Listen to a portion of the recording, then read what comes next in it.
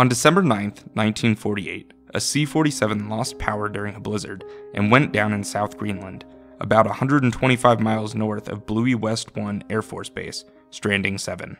The pilot sustained some head injuries, but nothing severe, and the rest of the crew was unharmed. Even though there were no serious injuries, the sub-zero temperature and the blinding snowstorm made a timely rescue for these men imperative. A B-17 Flying Fortress with 2 men was sent in, but the weight of the plane caused it to sink into the soft snow, making takeoff impossible. Now with 9 men stranded and no powered planes able to land in these conditions, the mission was left to a glider.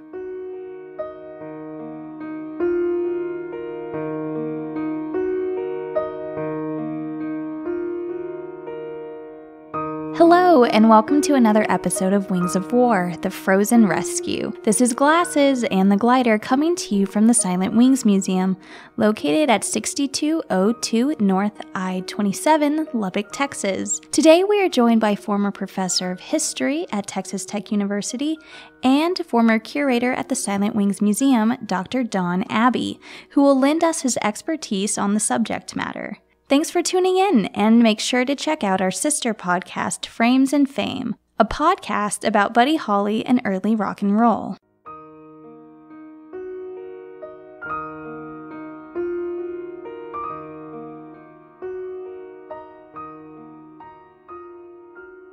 Recently, the Silent Wings Museum received a donation from Edwin Halstead.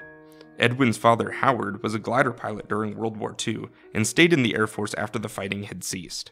Because of Edwin's generous donation, we discovered quite a few interesting things about Howard, including his role in the aforementioned glider rescue. Howard Halstead worked the night shift in a West Virginia coal mine in high school. In 1943, at the age of 18, he joined the United Air Corps and learned to fly powered planes.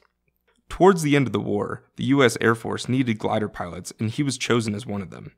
He flew in Operation Varsity and landed the glider safely, but while he was fighting on the ground, he and a fellow soldier were running into the woods to avoid the remaining Germans. While he checked behind him to see if they were being followed, Halstead ran into a tree and knocked loose his 2 front teeth. Other than that, however, Halstead escaped the war relatively unscathed. But in 1948, he was called upon to assist in helping liberate the stranded men from Greenland. Before Halstead was called to duty, the military airdropped supplies to the downed airmen, allowing them to stay fed, and gave them supplies to dig into the ice so they would not freeze. By the end of their 25-day journey, the airmen had created a fairly large tunnel that was half above and half below the ice's surface. The U.S. Navy sent the USS Saipan aircraft carrier with the intent of getting close enough to the crash site to helicopter the crew and rescue them. On the way, the carrier struck an iceberg, gashing the side and forcing the ship to abandon the rescue and go back to port. This set the stage for gliders to be used in a new attempt. The cold and desolate landscape made some of the crew feel as if there was no escape from the unending storm. One of the C-47 crew, Calvin Jackson, thought that he was going to perish in the frozen wasteland and thought it was his duty to tell the B-17 pilots farewell. When he went inside the B-17, Jackson saw that he may have been too hasty in his assumption. The plane was lined with parachutes to keep in the heat, the bar was set up and operational, the men were cooking steaks that had been dropped to them by the Air Force, and they were playing gin rummy. They even had the radio on. The level of comfort was exquisite for the situation that the men were in. The second rescue plane was a CG-15A glider, an improved version of the CG-4A that was used for the majority of World War II. This plane landed near the crash site despite the soft snow on December 16th. There were no skis on the plane and the wheels got stuck in the snow. The airmen put a large piece of plywood in front of the glider to build a makeshift ramp for the glider to be rescued. The C-54 that was sent in to snatch the glider grabbed the loop, but the rope broke when it was snatched. The wheels and landing gear were taken off the glider and a second snatch attempt was made. However, this time the glider froze to the ground, again breaking the rope. There were now 11 men stranded on the ice cap. A second glider was sent in for a rescue attempt and landed safely on Christmas Day.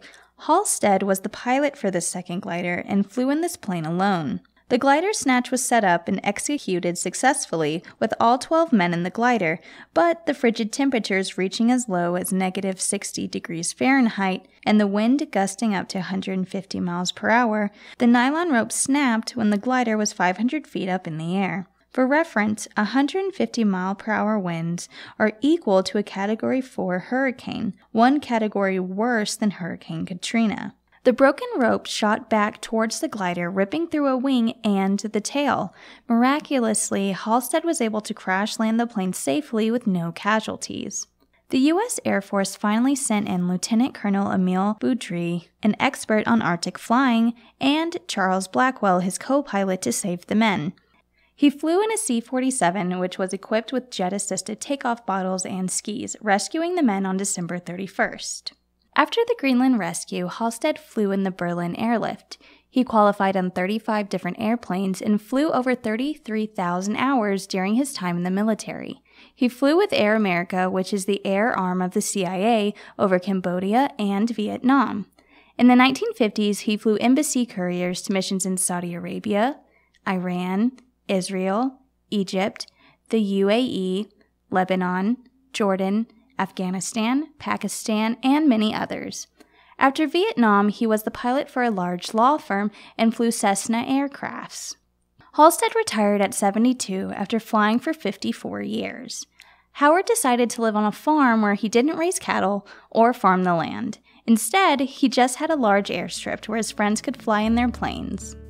Halstead died on May 3, 2007.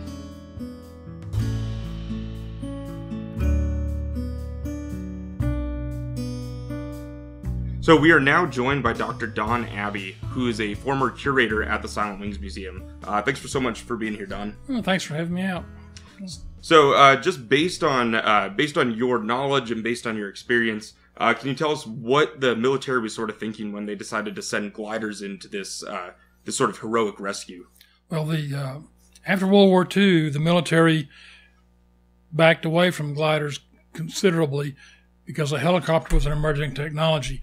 But for certain things, up until the 1950s, the glider still had more capabilities than a helicopter. It could carry more cargo. The helicopter was still fairly small at that time. So for these Arctic rescues, and Greenland rescue was not the only Arctic rescue, and the gliders, the CG-15s, were used in both Alaska and in northern Canada for Arctic rescues. So the glider was the choice because it had better carrying capacity than the helicopters of the day, and it also could be taken up on a very short distance.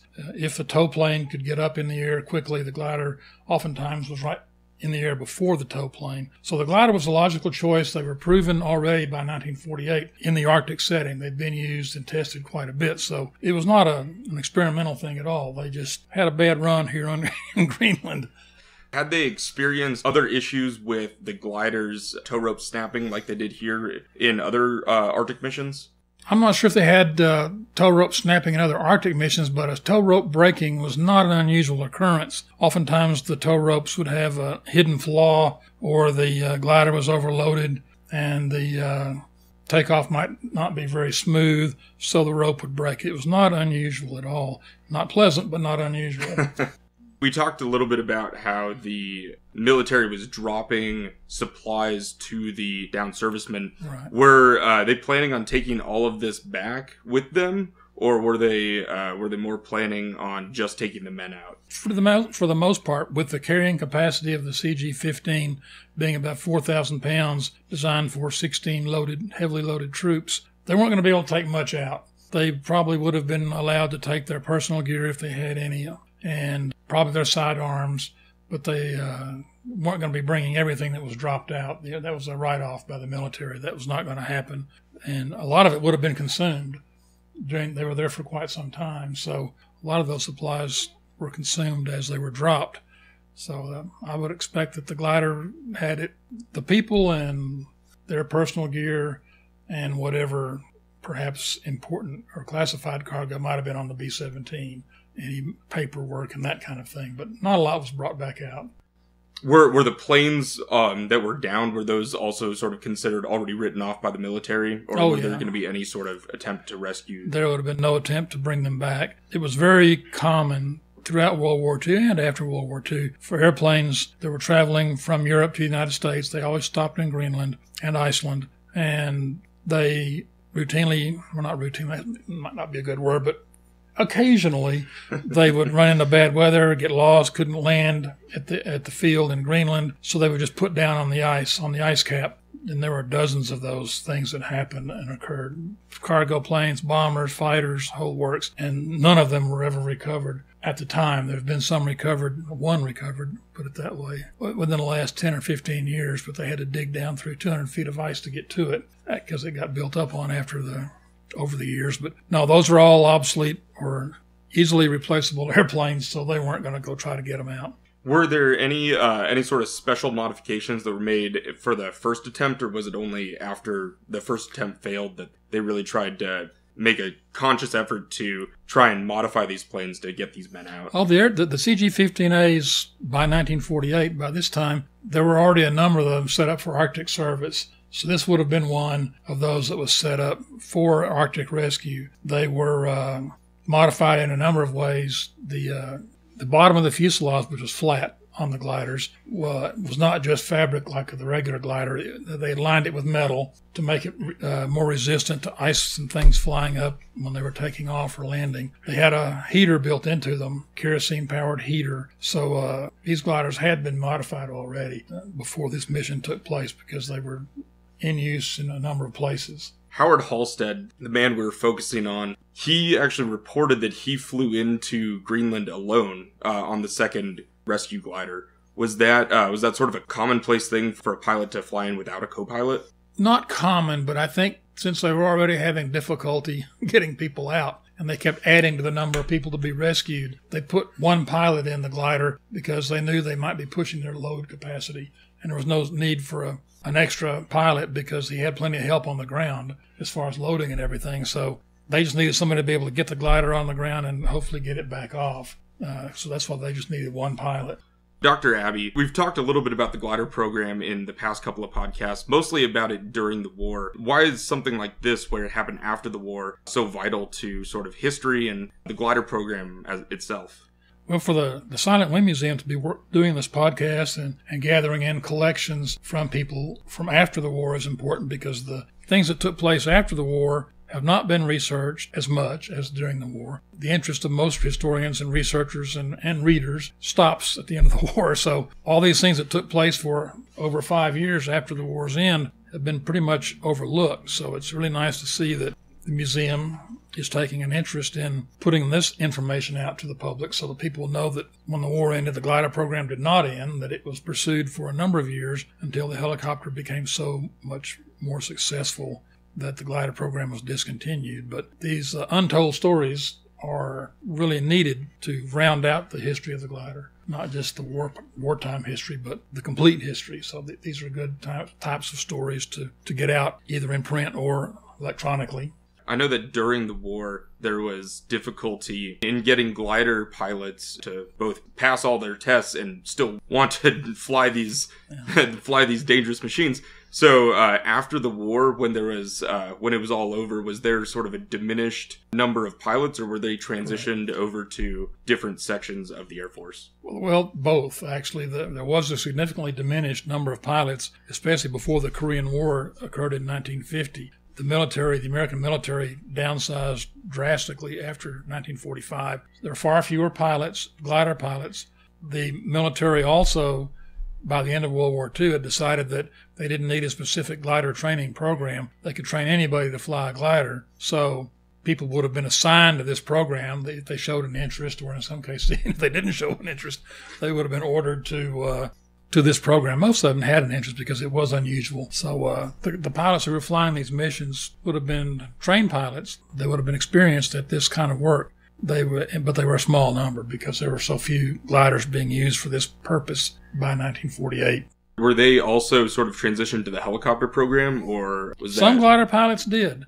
As they stayed in, a lot of the glider pilots stayed in after the war. And then when the Korean War broke out, a lot of them were called back. And many of them ended up flying. Of course, there were no gliders used during the Korean War. So the glider pilots called back into the service were flying powered airplanes. and ultimately a number of them did fly helicopters. Those who stayed in long term and became career military ended up finishing their careers in Vietnam. So some were flying helicopters in Vietnam. Some were actually flying jets in Vietnam. Once a pilot, always a pilot. You can learn to fly just about anything. Thank you so much for being on. We appreciate it, and I'm sure all our listeners do too. Well, I enjoy it. Thanks for having me out.